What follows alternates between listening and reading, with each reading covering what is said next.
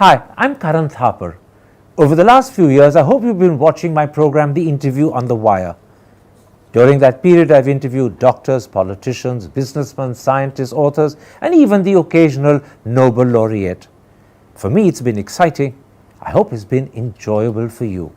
But these, as you know, are tough times, and if this program is going to remain bold, independent, and sometimes even defiant, then I think we need your support. At the end of the day, it's a truism, but editorial independence is best defended by the viewers. So if you would like this program to remain the way it is, forthright, outspoken, and interesting, then would you consider supporting us? All you have to do is to click on the description at the bottom. But more than anything else, I hope you will continue to watch the interview. Your viewership means an awful lot to me.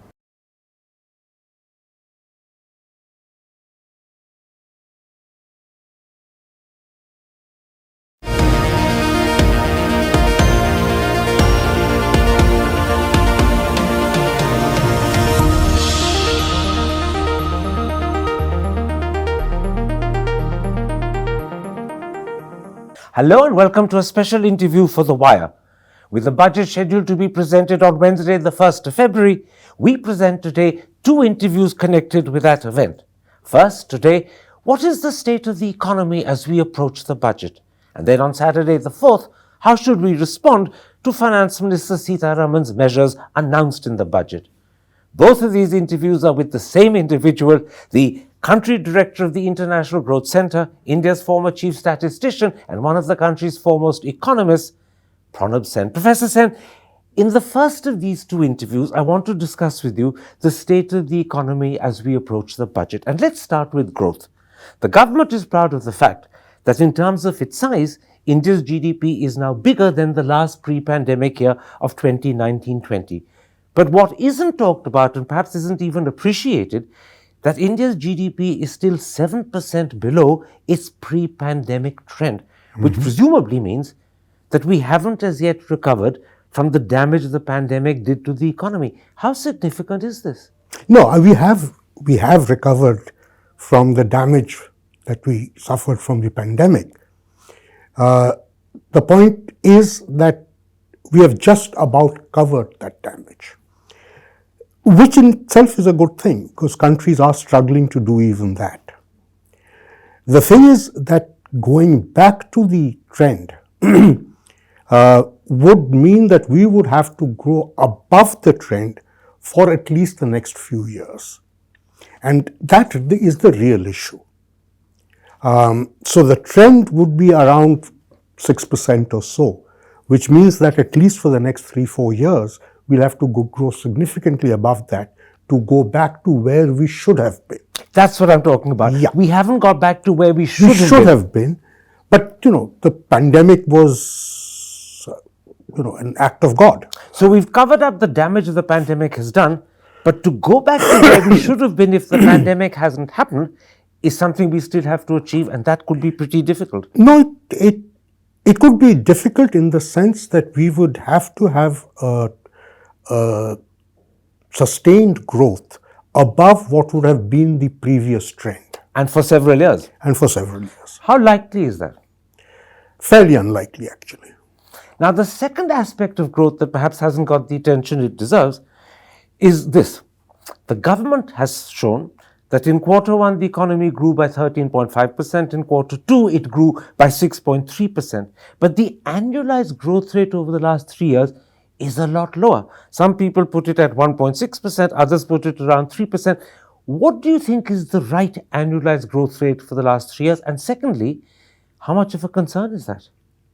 Well, you see, the annualized growth rate over the last 3 years, it depends on how you're measuring it. If you're measuring it as the exponential growth between 1920 and 22-23 would be a little over 1.5%. So that 1.6% seems to be roughly in that ballpark, which is not bad given the kind of damage we suffered. So if you take that out, we haven't done too badly. So I would say that our recovery process has been reasonable, but nothing really exceptional. And also, this annualized growth rate of 1.5, 1.6% means that we are not going to get back to the trend growth rate anywhere near quickly. Well, that depends. You see, this is the annualized growth after taking into account one really bad year and one not so good year, which are the two waves of COVID. Hopefully that's behind us. So the growth rate should be moving up from that 1.6 level quite significantly. The question is how significantly. And it has to be very significantly to get back Well, to as the I trend. said, it has to be above what our old trend was. That was 6, so we need to hit something like 7 or 8 to be able to get to that. This is correct. Let's then come to that particular thing, because the government is absolutely convinced that we are going to grow next year, 2023, 2024 at 6%. And there's no doubt that in the second half of this year, growth will be considerably below 6%. It's estimated by the Reserve Bank itself to be something like 4.2 and 4.4%. The second thing we know is that global growth next year is going to fall from 3% to something like 1.7%. Therefore, in those circumstances, can India's growth rate jump 2% from 4 to 6%?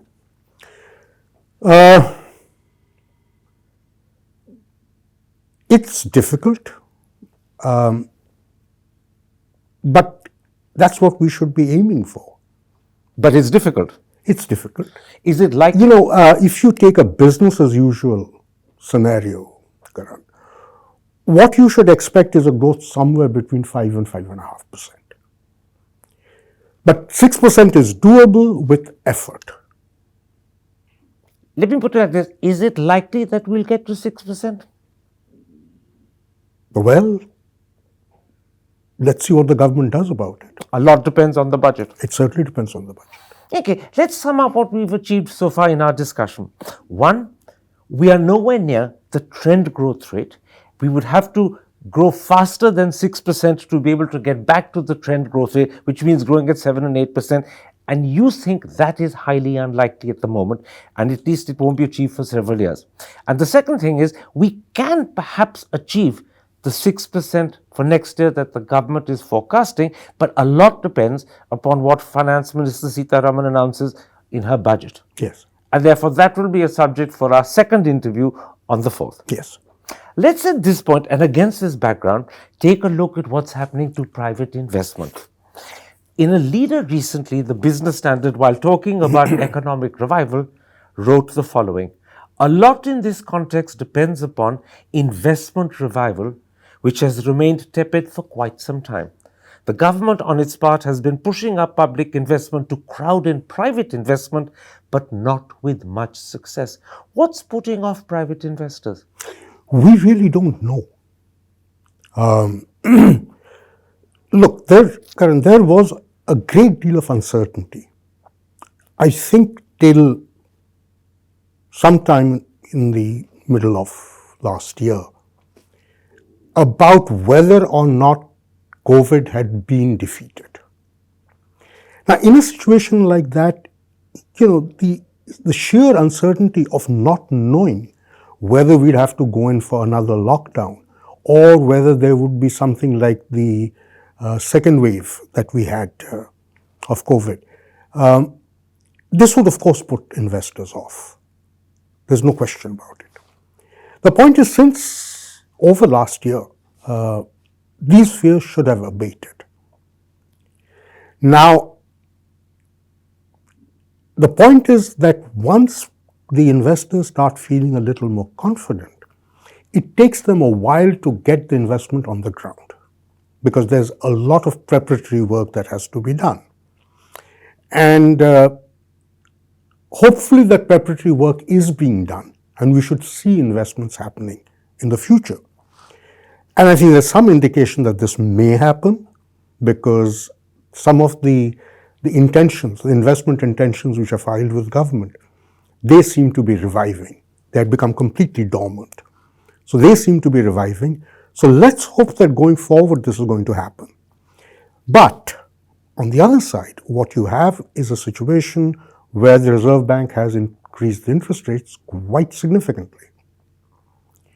And that in any case puts a dampener on investment intentions.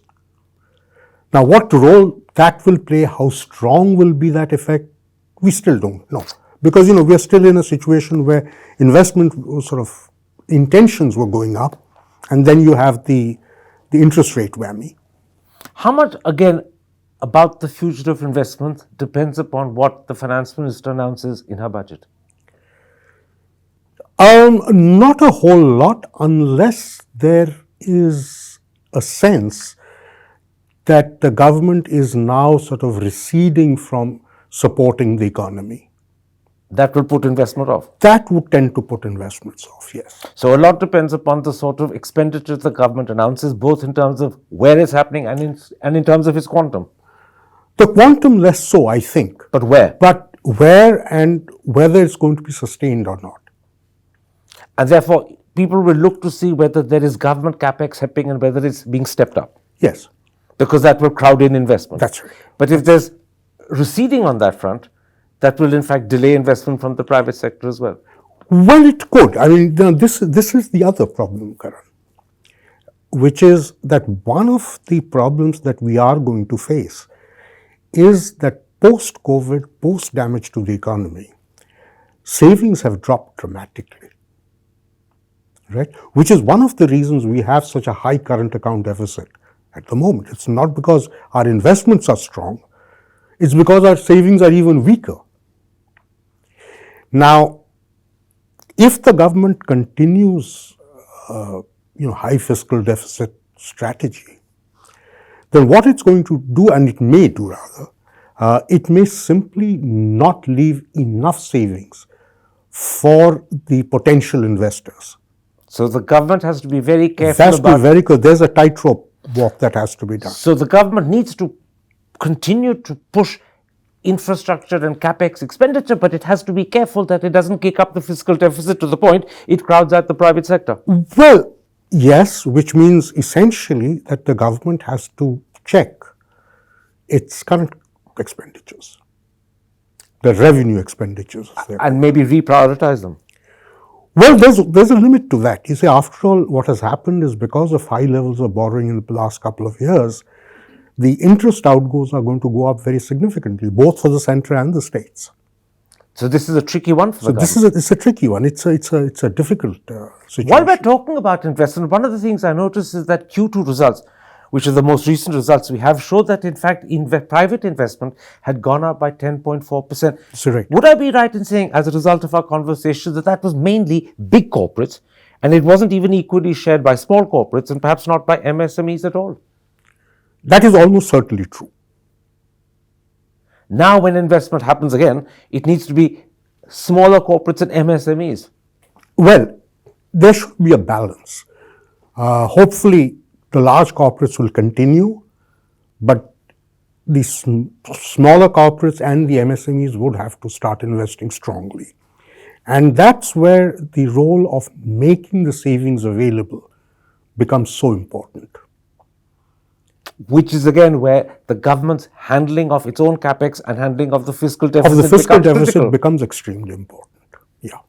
In this context, let's talk a little about MSMEs. They represent, after all, 30% of the economy, 40% of employment, but we don't actually know very much about the situation they're in. What's your hunch? How critical or how dire is the situation they face? Well, it was pretty bad. There's no question about it. There's been a huge amount of damage. The real issue is its ability to bounce back. It's going to be difficult because, consumption recovered very quickly. And the space that the MSMEs used to occupy has now substantially been taken over by the corporates. And the MSMEs are going to have to claw that back. So that's going to be a fight. I mean, let's be under no illusion. How much of that depends upon, again, measures that will be announced by the finance minister in the budget? Not a whole lot, I think. Does she need to make credit lines more available to them? Or is that difficult for her to do? Well, she's already done some of that. I am not sure as to how much of that is still available, the special credit lines that they had for MSMEs. I suspect not a whole lot, because the surviving MSMEs did use up a lot of those credit lines. So what is it that MSMEs will be looking for when they approach the budget? Or are they actually not directly affected by the budget at all? No, everybody is affected by the budget. So what would they be looking for?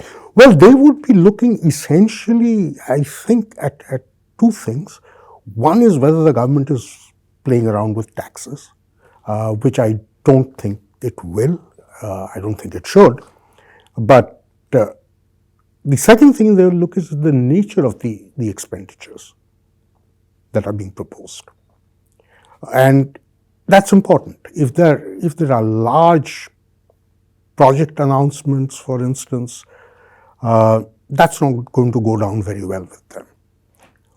What MSMEs would certainly prefer is the central government actually giving greater support to states to do the kind of expenditures that state governments. In other words, the devolution of money from the center to the states is critical, because the states spend it more effectively and in ways that reach the MSMEs. Which reach the MSMEs. So it's better distributed. So the devolution from the center to the states is what will be the main concern. The main concern, I would imagine. Let's, in this context, come to jobs and employment, and then I'll come to a whole lot of other issues that actually matter to individual people. Mm-hmm. The Center for Monitoring the Indian Economy has said that in December the unemployment rate was 8.3%, and we know that demand for NREGA for several months of the financial year that's ending was higher, sometimes even considerably higher, than the corresponding period of the last pre-pandemic year. Mm-hmm. How worrying is the employment situation? The employment situation is worrying. But so you have the CMIE figures, which show a higher unemployment than the government's sort of unemployment estimates, which come from the periodic labor force survey, which shows there's about a 2 percentage point difference between the two. But nevertheless, both are high. And they're both following roughly the same movement over time. So they're tracking reasonably similarly. But the point is that the unemployment situation is pretty serious, especially given the fact that over the course of the last several years, the number of people who have dropped out of the workforce is high. So people have simply given up hope. So what you are really looking at is the unemployment of a smaller workforce than would have been the case. Had the work participation rate been higher, then you would have seen a much higher percentage of unemployed. Yeah, much higher. Which means actually the situation is potentially worse than even the CMI figures suggest, because... No, CMI has talked about it. CMI has also said that the labor force participation rate is down to about 40%. Is less than 40%. Less than 40%. Yes. And, what we are used to is about 42, 43%. So there is a sort of a hidden unemployment, as it were, of about 4 to 5 percentage points. So you tack it on to the 6 or 8, whatever you get, so you're getting something which is over 10%. So this is a critical concern, because unemployment also means no demand. It also means people not spending money. Worse still, it means inequality increasing in the country. Inequality is increasing, certainly. I don't think there's any question about that. The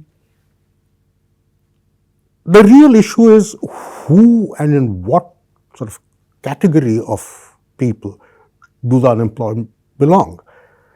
I have a suspicion that among the poor, there's not much unemployment because they can't afford to be unemployed. So this is really among what we would classify as the lower middle class. The lower middle class, How possibly. critical is that lower middle class to the creation of demand? It's critical not just for demand. I mean, it's critical for the whole process. I mean, it's the lower middle class which has been driving our growth for a while. It's been sort of increasing rapidly, so the poor have been coming into that category. But if that category is now in a state of stagnation, it affects growth. it affects growth and it affects the poor. So therefore, because they're not going to be seeing opportunities there. Therefore, this is something that should be at the forefront of the finance minister's mind at the moment. I should hope so, yes. Let me put this to you. At a time when unemployment or underemployment is a key concern, at a time when investment, which we were hoping would pick up, but hasn't shown any credible signs of picking up, and thirdly, at a time when the Center for Monitoring the Indian Economy says that consumer sentiments are still appreciably below pre-pandemic levels, how do you account for the fact that in Q2, private consumption rose by 9.6%? Or was that heavily skewed in favor of the rich and the middle class, ignoring the lower middle class and ignoring the poor? Well, I really don't know. I mean, it really is a bit of a conundrum.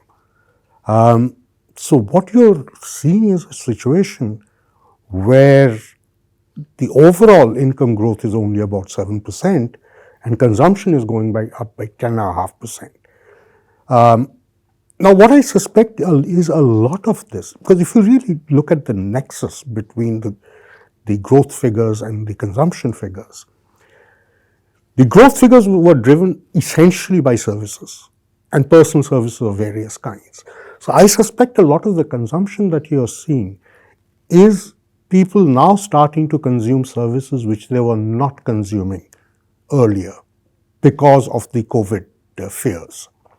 But this is going to stabilize, and therefore the growth part of it will taper off a little bit, yeah. So there's another danger here. That this, so it's not a danger. I mean, we're just coming back to normality. Except that it may not continue to grow at that same level as it didn't. No, it will then grow at the level but everything grows. Absolutely. Right? That extra 2% will go away. That extra 2% will go away.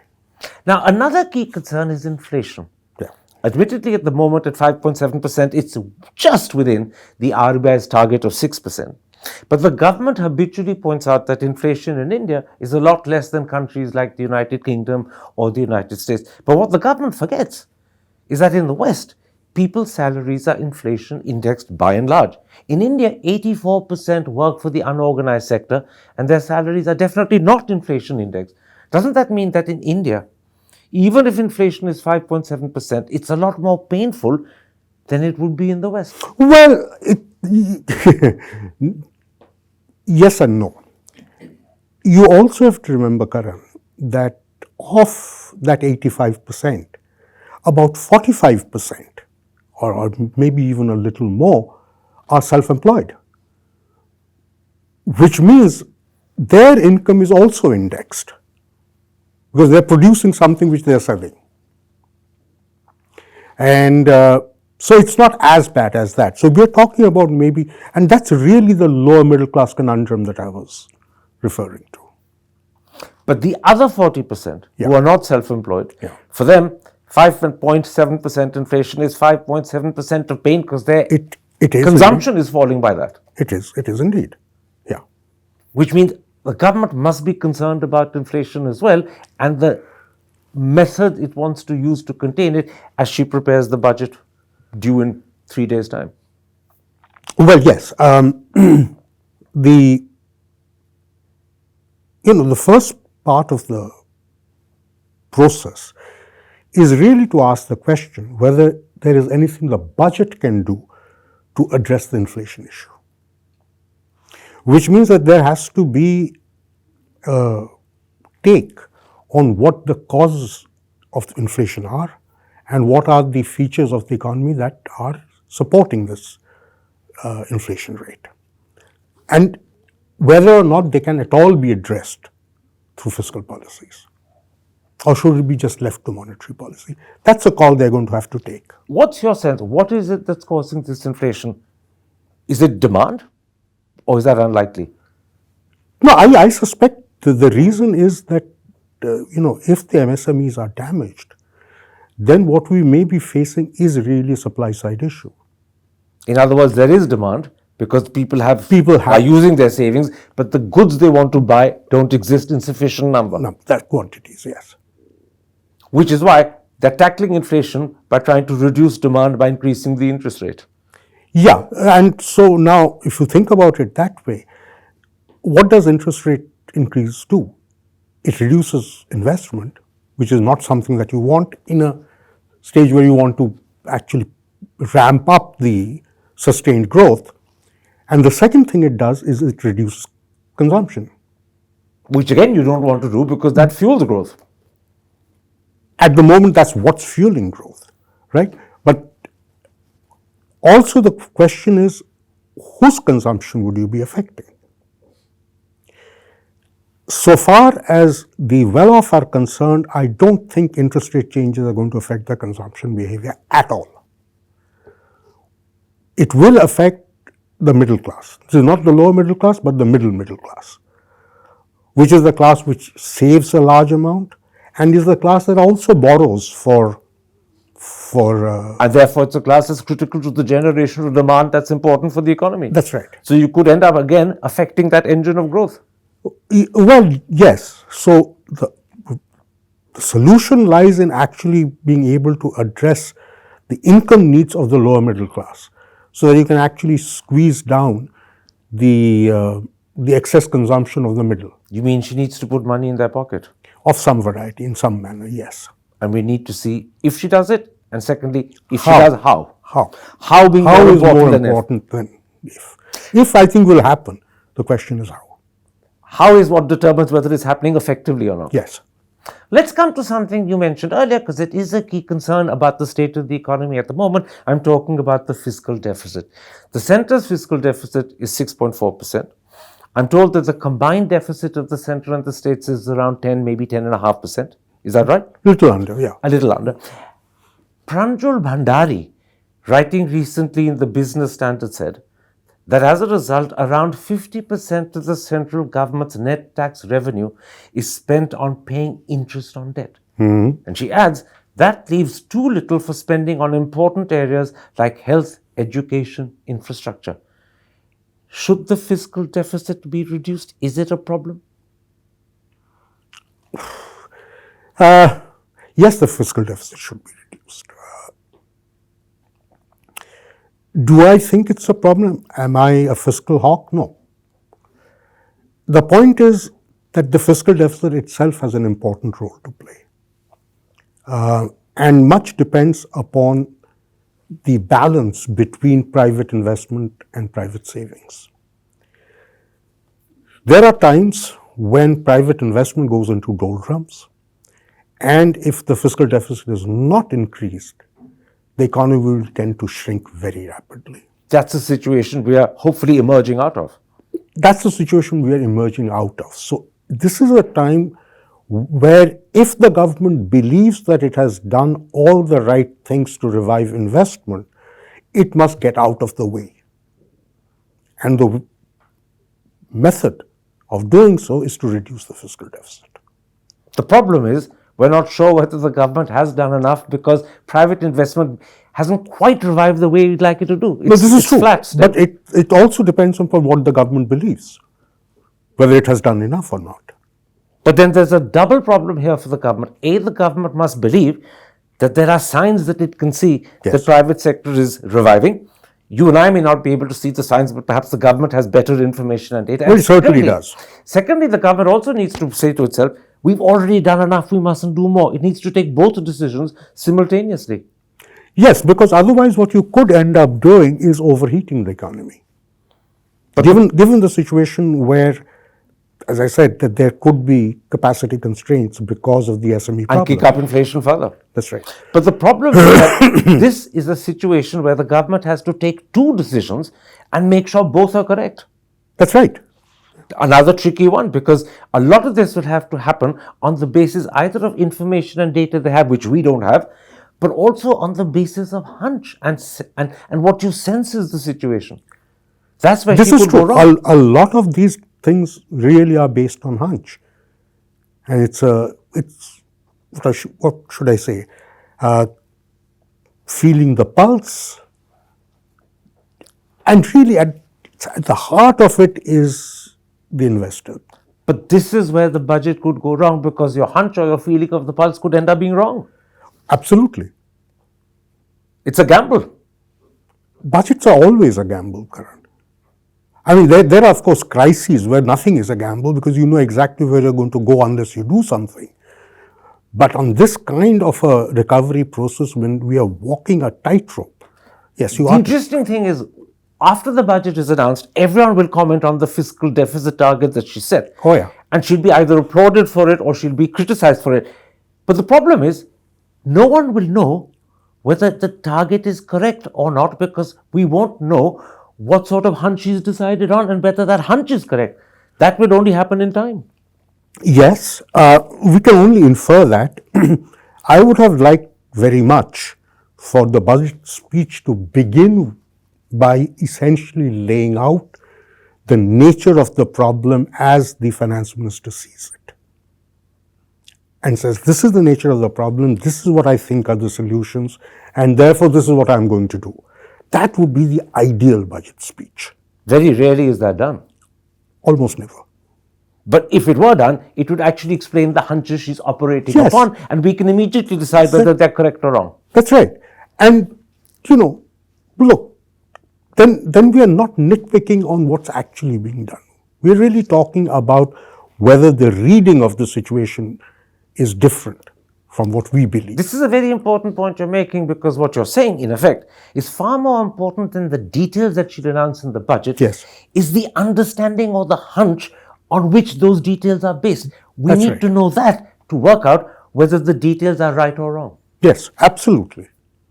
So that will give you the internal consistency.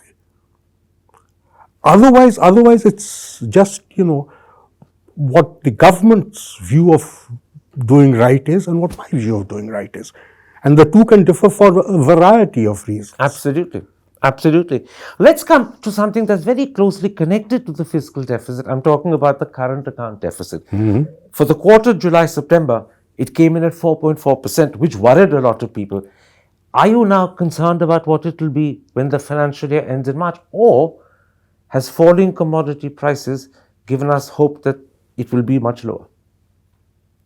We don't know. Because at the end of the day, as I said, the current account deficit depends on two things. One is the fiscal deficit itself. Right? The fiscal deficit is certainly going to come in lower than we had expected. It's not going to be 6.4%, it may be somewhat below 6.4%. So that should reduce the current account deficit. On the other hand, it's also the difference between investments and savings. That's right. If investments come in the higher footprint, and which is what we are all hoping will happen, then the current account deficit will move in the other direction, will tend to get worse. So there's a little bit of balancing that has to happen. We don't quite know how much that investment savings gap is going to be. So this is something which we'll only have a clearer picture about once the budget details are out. No, I think we'll have a clearer picture about this once we get the February 28th national income accounts. Is that quarter 3 results? It'll give you fully quarter 3. So we have to wait till then. Yeah. We're coming to the end of this interview. Let me, before I end, put two general questions to you. In interviews that I did with you in September and again in December, on both occasions you said India was experiencing K-shaped recovery and growth. Are the arms of the K growing wider apart, or are they converging? Well, last time I think they were in fact going wider apart. Now I think there is some hope that they may start converging. It hasn't started converging yet, but it's started to get a little flatter, the lower arm of the K. So there's hope that it could start converging, but it hasn't started converging yet. How much of that hope depends upon what we find out from the budget? I.e., how she does that income support that we discussed a moment ago. That, I think a fair amount will depend on that, because the fact of the matter is the MSME sector does need help and needs help badly. Is that the most critical sector of the economy at the moment? Frankly, for me, yes. So the health of our MSME sector is your biggest concern at the moment. Yes, and has been for a while. And has been for a while. And therefore, she needs to find innovative ways of helping them, and yet there's nothing immediately direct that she can do, because a lot of them are in the unorganized sector. Yes, and there's nothing directly. What she could do directly, I think a lot of it has been done, special lines of credit and all of that kind of stuff. That's been done. They should be continued because most of them did have end dates. I think those dates should be extended. But more importantly, what she does in terms of the expenditure. Does the demand side for the MSME's output, does it sustain? That's really the question. So would I be right in saying the MSME sector, from your point of view, is the most critical sector? It's the sector that needs the most help it can get, but there's no direct, immediate solution that she can come up with because of the fact so much of them are in the unorganized sector. This is right. So it's the biggest problem, but it doesn't have a clear-cut, easy, obvious solution. It doesn't have an obvious. All the solutions have to be indirect. So this is the conundrum we face. This is a conundrum that's always been faced.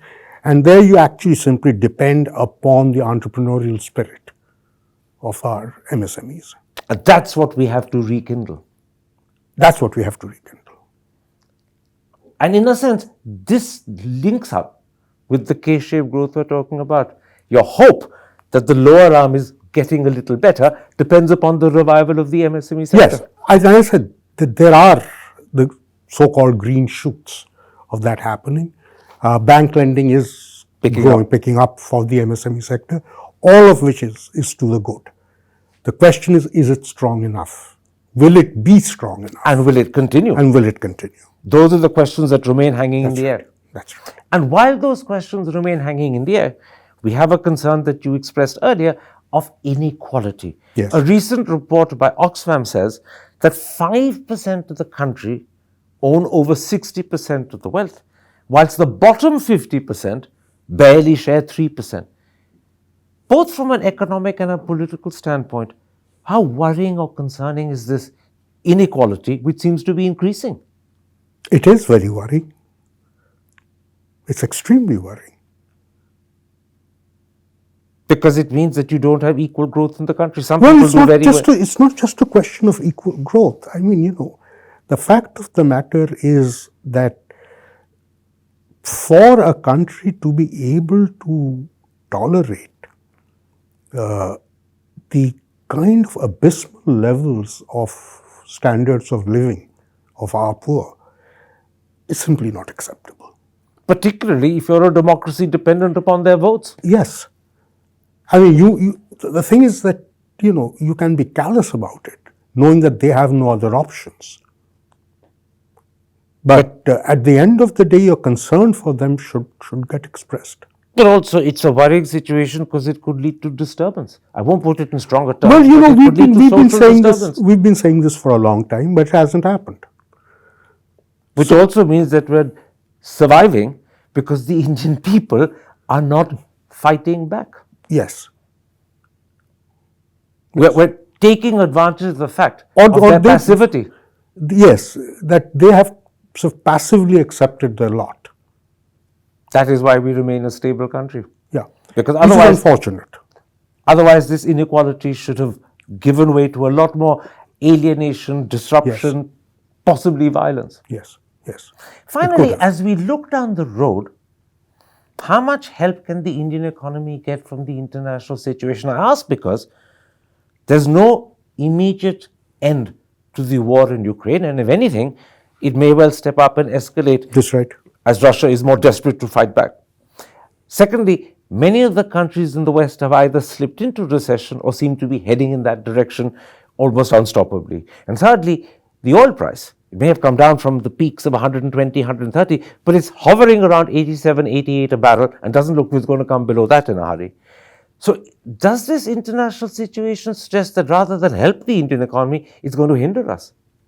Well, it's going to hinder us. I don't think there's any question about it, at least for the next year or so. I don't think there's any doubt about it. And that means exports, which is one engine of growth, will be under severe pressure. They will be under pressure indeed. And no matter what the finance minister does to try and help exporters, if the demand in the West, because of recession in those countries, is missing, there's not an awful lot we can do. No. And also, Karan, the other part of it is that Remember, a lot of our exports are also MSME.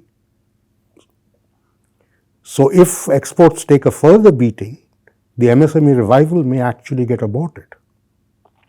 Quite right.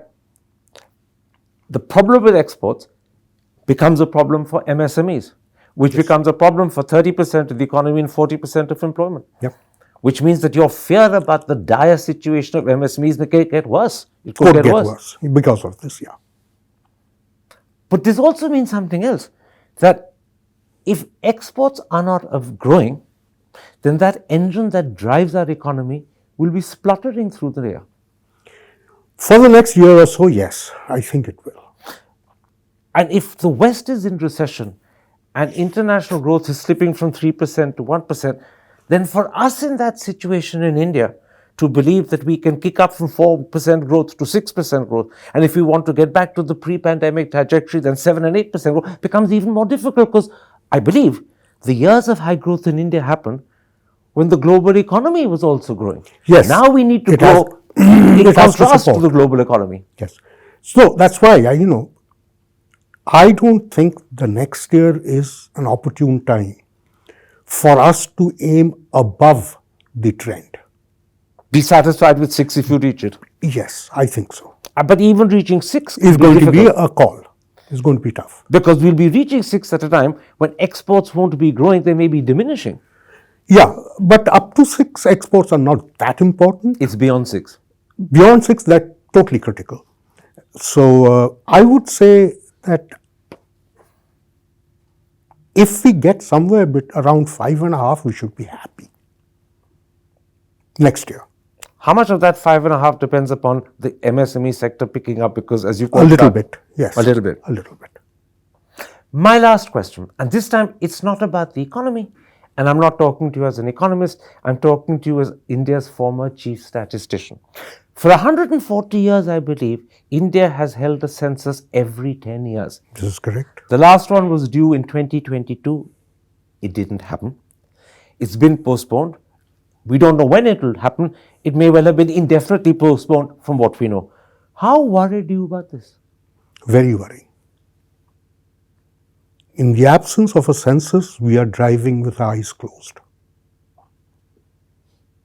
And this is when we want our eyes wide open. Wide open.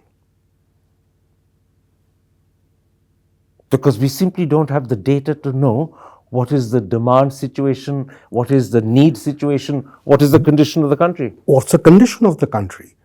And the fact of the matter is that, you may think you can get by with sample surveys. You can't, because for a sample survey to be accurate, it has to be drawn from a census. Otherwise, the sample surveys themselves are going to be inaccurate.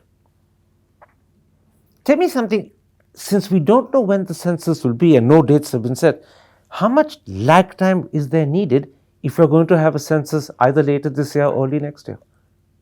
About a year or so. So the earliest it can be is 2024. Yes.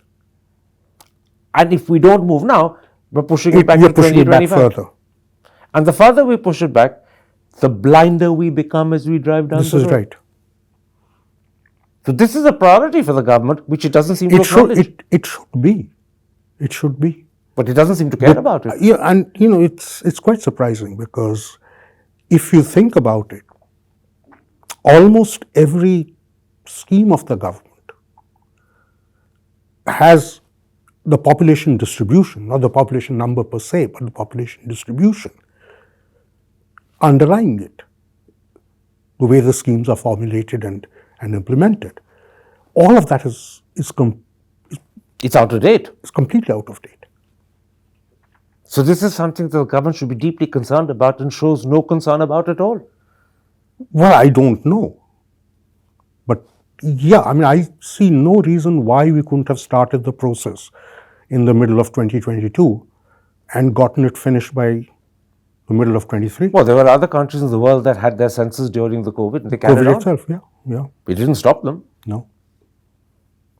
Professor Sen, thank you very much for this interview, and in particular for your belief, which I think many share, that the most critical problem is the MSME sector, representing 30% of our economy, 40% of our employment. And we must find ways, whether they're indirect, of reaching out and helping them, because if that doesn't revive, you're not going to reach your 5.5% and 6% growth. That's correct. Thank you. Thank you very much indeed, and I look forward to part 2 on Saturday, the 4th of February. Right. See you on Saturday, the 4th of February, when Professor Sen will be our guest to talk about the budget that will have been delivered 3 days earlier. Hi, I'm Karan Thapar. Over the last few years, I hope you've been watching my program, The Interview on the Wire. During that period, I've interviewed doctors, politicians, businessmen, scientists, authors, and even the occasional Nobel laureate. For me, it's been exciting. I hope it's been enjoyable for you. But these, as you know, are tough times, and if this program is going to remain bold, independent, and sometimes even defiant, then I think we need your support. At the end of the day, it's a truism, but editorial independence is best defended by the viewers. So if you would like this program to remain the way it is, forthright, outspoken, and interesting, then would you consider supporting us? All you have to do is to click on the description at the bottom. But more than anything else, I hope you will continue to watch The Interview. Your viewership means an awful lot to me.